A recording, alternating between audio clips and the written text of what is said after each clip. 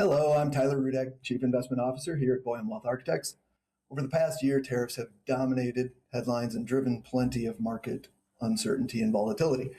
With the Supreme Court's ruling last week on tariffs, investors are once again asking, what does this mean for the economy and what does it mean for my portfolio?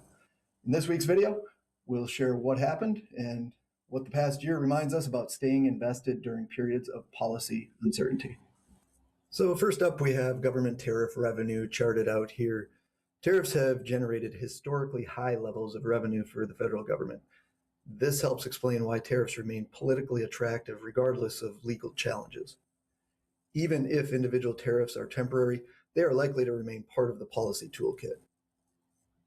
Next, we see U.S. tariff rates charted out over the past year, notably since April 2nd, or Liberation Day last year, up until last week's ruling by the Supreme Court. Tariff levels briefly reached extremes not seen since the Great Depression. Many of the most aggressive rates were short-lived or never fully implemented. Businesses adapted quickly, helping limit longer-term economic damage.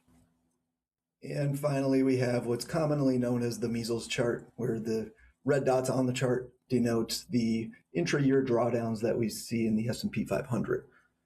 Years with sharp intra-year declines have often still ended up with positive returns. Market volatility does not necessarily derail long-term investment outcomes.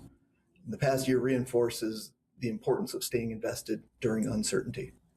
And that is it for this week. Political and policy uncertainty is nothing new, even when the headlines feel extreme.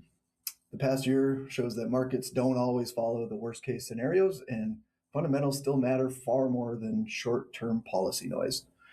For long-term investors, the most effective response tends to be staying disciplined, diversified, and invested. Thank you for watching.